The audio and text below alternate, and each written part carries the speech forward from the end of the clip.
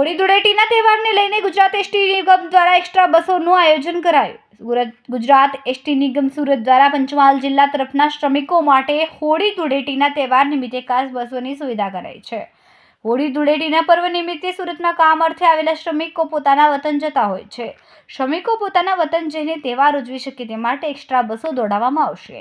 હોળી ધૂળેટીના તહેવાર દરમિયાન સાંજે 4 થી રાત્રે 10 સુધી એક્સ્ટ્રા બસો દોડવાશે। દાહોદ, ગોધરા, પંચમહાલ અને ઝાલોદ તરફ એક્સ્ટ્રા બસોનું થશે સંચાલન। તારીખ 27 ફેબ્રુઆરીથી 2 માર્ચ દરમિયાન એક્સ્ટ્રા બસોનું બુકિંગ શરૂ। એડવાન્સ બસોનું ST central bus station Surat, Adajan, Udhna, Kamrej, Kadodara તેમજ નિગમના તમામ બસ સ્ટેશન ઉપર થશે બુકિંગ।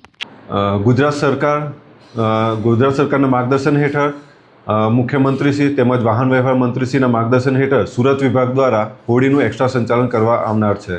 આ એક્સ્ટ્રા બસો તારીખ 27થી 2 તારીખ સુધી આ એક્સ્ટ્રા બસોનું સંચાલન થશે।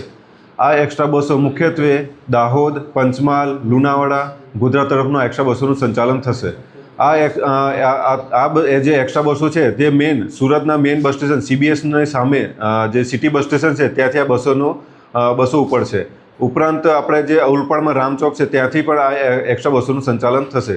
અને આ જે એક્સ્ટ્રા બસો છે જે અમારું ઓનલાઈન બુકિંગ છે www.gsrtc.in એના પરથી બી અમારી ટિકિટનું બુકિંગ થશે।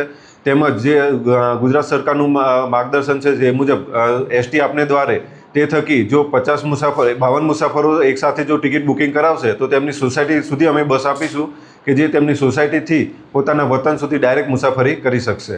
અને આ જે બસો જે છે તે સંચાલન મુખ્યત્વે સાંજે 4 વાગ્યાથી તો રાતે 10 વાગ્યા સુધીના સંચાલન ચાલુ રહેશે।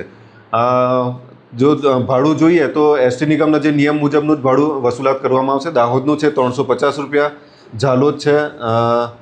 ઝાલોદના 355 રૂપિયા, ગોધરા 305 રૂપિયા, લુણાવાડા 330 રૂપિયા, છોટાઉદેપુર 315 રૂપિયા। જે નિયત કરેલું જે ભાડું છે એ મુજબનું ભાડું વસૂલવામાં આવશે।